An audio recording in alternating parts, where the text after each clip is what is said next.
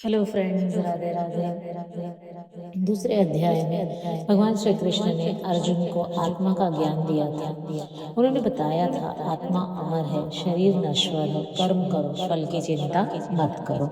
लेकिन अर्जुन के मन में एक नई उलझन पैदा हो गई कि वे सोचने लगे, अगर आत्मज्ञान इतना महान है तो फिर कर्म करने की क्या ही आवश्यकता है। यदि ज्ञान ही सब कुछ है तो मुझे युद्ध क्यों करना चाहिए। यही प्रश्न तीसरे अध्याय की शुरुआत बनता है।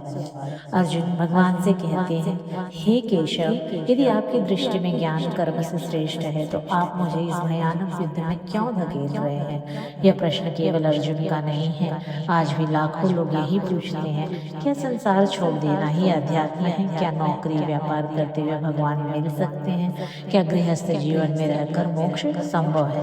भगवान इसी भ्रम को दूर करते हैं। भगवान कहते हैं, हे अर्जुन, संसार में दो प्रकार के मार्ग बताए गए हैं, ज्ञान योग और कर्म योग। लेकिन केवल कर्म छोड़ देने से कोई सिद्धि नहीं होती। भगवान कहते हैं, न ही कोई भी व्यक्ति एक क्षण में बिना कर्म किए बिना नहीं रह सकता। सोचिए, यदि आप बैठे हैं तो भी मन सोच रहा है, हृदय धड़क रहा है, श्वास चल रही है, अर्थात कर्म निरंतर चल रहा है। इसलिए कर्म से भागना असंभव है। समस्या कर्म नहीं है, समस्या है स्वार्थ, अहंकार, लालच, फल की आसक्ति। भगवान कहते हैं, कर्म मत छोड़ो, कर्म के पीछे छिपी आसक्ति छोड़ो। कर्म योग क्या है दोस्तों? कर्म योग का अर्थ है अपना कर्तव्य करना, ईमानदारी से करना, भगवान को समर्पित करके करना, फल की चिंता ना करना। दोस्तों, संसार एक यज्ञ है। भगवान कहते हैं यह पूरा संसार यज्ञ पर आधारित है। यज्ञ का अर्थ केवल अग्नि में आहुति देना नहीं है। यज्ञ का वास्तविक अर्थ है अपने स्वार्थ से ऊपर उठकर दूसरों के लिए जीना। जैसे मैं आपको एक उदाहरण देती हूँ, किसान खेती करता है, शिक्षक पढ़ाता है, डॉक्टर उपचार करता है, सैनिक सीमा पर रक्षा करते, तब वह यज्ञ का कार्य कर रहे हैं ऐसा प्रतीत होता है और ऐसा ही होता है। स्वार्थी जीवन दुख देता है। भगवान कहते हैं, जो केवल अपने लिए जीता है वह कभी संतुष्ट नहीं होता, क्योंकि इच्छाओं की कोई सीमा नहीं होती। एक इच्छा पूरी होगी तो दूसरी इच्छा खड़ी हो जाएगी। भगवान अर्जुन से कहते हैं, तुम क्षत्रिय हो, धर्म की रक्षा करना तुम्हारा कर्तव्य है। अगर अर्जुन युद्ध से भाग जाते हैं तो यह केवल उनके निजी निर्णय नहीं होगा, अधर्म की विजय हो जाएगी। भगवान और कहते हैं, श्रेष्ठ व्यक्ति जैसा आचरण करता है सामान्य लोग उसका अनुसरण करते हैं। आज के समय में यदि माता पिता सही आचरण करेंगे, शिक्षक ईमानदार होंगे, नेता धर्म का पालन करेंगे तो समाज भी वैसा ही करेगा। भगवान स्वयं कर्म क्यों करते हैं, यह बहुत ही अद्भुत बात है दोस्तों। भगवान कहते हैं, मुझे कुछ प्राप्त करना बाकी नहीं है, फिर भी मैं कर्म करता हूँ। क्यों? क्योंकि यदि भगवान का कर्म करना छोड़ दे तो संसार की व्यवस्था टूट जाएगी। सूर्य प्रतिदिन उगता है, नदियां निरंतर बहती हैं, वृक्ष फल देते हैं, प्रकृति का हर तत्व कर्म कर रहा है, फिर मनुष्य कर्म से क्यों भागे, मनुष्य पाप क्यों करता है दोस्तों। अब अर्जुन एक गहरा प्रश्न पूछते हैं कि हे कृष्ण, मनुष्य जानता है कि क्या गलत है, फिर भी वह गलत काम क्यों करता है। भगवान का उत्तर काम और क्रोध है। भगवान कहते हैं कि कामना और क्रोध ही मनुष्य के सबसे बड़े शत्रु हैं। पतन की पूरी प्रक्रिया यहीं से तैयार होती है। पहले इच्छा पैदा होती है, फिर इच्छा पूरी नहीं होती, फिर क्रोध आता है, क्रोध से विवेक नष्ट होता है और फिर मनुष्य पतन की ओर बढ़ता है। आधुनिक जीवन में काम और क्रोध काफी बढ़ता जा रहा है। आज का मनुष्य अधिक पैसा चाहता है, अधिक प्रसिद्धि चाहता है, अधिक प्रशंसा चाहता है, और जब उसे यह सब नहीं मिलता तो वह दुखी हो जाता है। इंद्रियों पर विजय प्राप्त करना कैसे किया जाए? भगवान कहते हैं, सबसे पहले इंद्रियों को नियंत्रित करो, क्योंकि इंद्रियां मन को खींचती हैं, मन बुद्धि को खींचता है और बुद्धि आत्मा से दूर चली जाती है। आत्मा सबसे शक्तिशाली है दोस्तों। भगवान बताते हैं, शरीर से ऊपर इंद्रियां हैं, इंद्रियों से ऊपर मन है, मन से ऊपर बुद्धि और बुद्धि से भी ऊपर आत्मा है। इसलिए स्वयं को पहचानो। जो मनुष्य समझ लेता है कि मैं शरीर नहीं हूँ, मैं आत्मा हूँ, तब उसके जीवन की दिशा स्वयं बदल जाती है। आधुनिक जीवन के लिए कर्मयोग है, जैसे कि यदि आप छात्र हैं, पूरी मेहनत से पढ़िए। यदि आप आप नौकरी करते हैं, ईमानदारी से कार्य कीजिए। यदि आप गृहस्थ हैं, परिवार की सेवा कीजिए, लेकिन हर कर्म भगवान को समर्पित कर दीजिए। भगवान हमें नहीं सिखाते कि संसार छोड़ दो, वे सिखाते हैं संसार में रहो, कर्म करो, धर्म निभाओ, लेकिन आसक्त मत बनो। तो दोस्तों, भगवान श्री कृष्ण अर्जुन से कह रहे हैं कि भागो मत, अपने कर्तव्य का सामना करो। जीवन में कठिनाइयाँ आएंगी, संघर्ष आएंगे, लोग समझेंगे भी और नहीं भी समझेंगे, लेकिन जो व्यक्ति भगवान को समर्पित होकर कर्म करता है, उसे कोई पराजित नहीं कर सकता। अगर आज जीवन में भ्रम है तो कर्म करते रहिए, अगर परिणाम नहीं मिल रहा तो धैर्य रखिए, अगर मन टूट रहा है तो श्री कृष्ण को याद कीजिए, क्योंकि कर्मयोग सिखाता है कर्म करते रहो और भगवान पर विश्वास रखो और जीवन को अपना यज्ञ बना दो।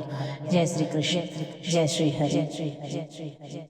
तो दोस्तों, आज गीता के तीसरे अध्याय कर्म योग की यह दिव्य यात्रा यही पूर्ण होती है, लेकिन वास्तव में यह अंत नहीं, यह हमारे जीवन में एक नई शुरुआत है। कुरुक्षेत्र के मैदान में अर्जुन खड़े थे, उनके सामने युद्ध था, अपने ही संबंधी थे, अपने गुरु थे, अपने प्रियजन थे। मन भ्रमित था, बुद्धि डगमगा रही थी और हृदय भय से भर गया था। तब भगवान श्री कृष्ण ने अर्जुन से कहा, भागो मत, अपने कर्तव्य का सामना करो। मित्रों, यह उपदेश केवल अर्जुन के लिए नहीं था, यह हम सभी के लिए है, क्योंकि हर व्यक्ति अपने जीवन में किसी न किसी कुरुक्षेत्र से गुजर रहा है। किसी का संघर्ष परिवार में है, किसी का संघर्ष करियर में है, किसी का स्वास्थ्य में, और किसी का संघर्ष अपने ही मन से है। और कई बार परिस्थितियाँ इतनी कठिन हो जाती हैं कि हमें लगता है अब मुझसे नहीं होगा, लेकिन ठीक उसी क्षण कृष्ण का संदेश हमारे लिए है कि तुम्हारा अधिकार कर्म पर है, परिणाम पर नहीं। तो दोस्तों, जीवन की सबसे बड़ी समस्या यह नहीं कि हम कर्म नहीं करते, समस्या यह है कि हम हर कर्म के साथ परिणाम जोड़ लेते हैं। हम सेवा करते हैं, बदले में सम्मान चाहते हैं, हम प्रेम करते हैं, बदले में प्रेम चाहते हैं, हम मेहनत करते हैं, बदले में सफलता चाहते हैं, और जब अपेक्षाएं पूरी नहीं होती तब दुख जन्म लेता है। लेकिन कर्मयोग कहता है, अपने कर्म को भगवान को समर्पित कर दो, फिर सफलता आए या असफलता, प्रशंसा मिले या आलोचना, लाभ हो या हानि, तुम्हारा मन स्थिर रहेगा। मित्रों, कल्पना कीजिए, एक किसान वह खेत में बीज बोता है, दिन रात मेहनत करता है, पानी देता है, देखभाल करता है, लेकिन वह हर दिन मिट्टी खोद कर यह नहीं देखता कि बीज अंकुरित हुआ या नहीं। उसे विश्वास होता है कि समय आने पर फल अवश्य मिलेगा। ठीक यही कर्म योग है, कर्म करते रहो, धैर्य रखते रहो, विश्वास बनाए रखो, फल अपने आप समय पर अवश्य मिलेगा। भगवान श्री कृष्ण हमें यह भी बताते हैं कि संसार का प्रत्येक कार्य एक यज्ञ है। जब माँ अपने बच्चों की सेवा करती है वह यज्ञ है, जब शिक्षक ईमानदारी से शिक्षा देता है वह यज्ञ है, जब डॉक्टर रोगियों की सेवा करता है वह यज्ञ है, जब कोई व्यक्ति अपने कर्तव्य को निष्ठा से निभाता वह भी एक प्रकार का यज्ञ ही है। तो दोस्तों, जीवन केवल अपने लिए जीने का नाम नहीं है, जीवन देने का नाम है, सेवा का नाम है, समर्पण का नाम है, और यही कर्मयोग का सार है। लेकिन एक और बड़ा शत्रु है काम और क्रोध। भगवान श्री कृष्ण कहते हैं, यही मनुष्य के पतन का कारण बनते हैं। जब इच्छाएं पूरी नहीं होती तो क्रोध आता है, क्रोध से मोह उत्पन्न होता है, और मोह से स्मृति भ्रमित होती है, और अंत में बुद्धि नष्ट हो जाती है। इसलिए यदि जीवन में शांति चाहिए तो इच्छाओं का दास नहीं, ईश्वर का भक्त बनना होगा। दोस्तों, आज हम आधुनिक जीवन में जी रहे हैं। मोबाइल, सोशल मीडिया, प्रतिस्पर्धा, तुलना और तनाव ने मन को अशांत कर दिया है। हर व्यक्ति जल्दी में है, हर व्यक्ति परिणाम चाहता है, लेकिन गीता हमें सिखाती है, धीरे चलो, सही चलो, धर्म के मार्ग पर चलो और अपना कर्म करते रहो। यही सफलता का वास्तविक मार्ग है। यदि आज आपके जीवन में कोई समस्या है तो निराश मत होइए। यदि मेहनत का फल नहीं मिल रहा तो हार मत मानिए। यदि लोग आपको समझ नहीं रहे हैं तो दुखी मत होइए। यदि परिस्थितियां आपके विरुद्ध हैं तो भयभीत मत होइए। क्यों? क्योंकि भगवान श्री कृष्ण आपके साथ हैं।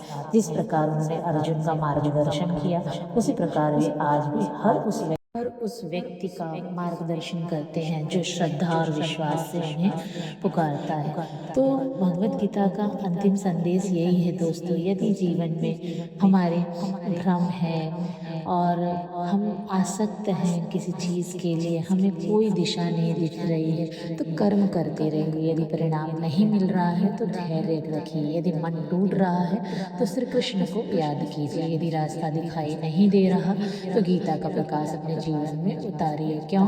क्योंकि कर्म हमें सिखाता है, कर्म करते रहो, भगवान पर विश्वास रखो, अपने पूरे जीवन को एक यज्ञ बना दो।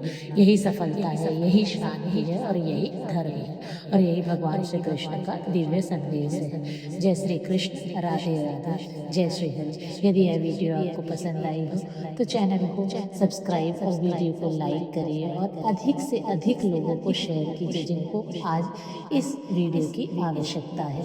जय श्री कृष्ण, जय श्री हरि, राधे राधे दोस्तों।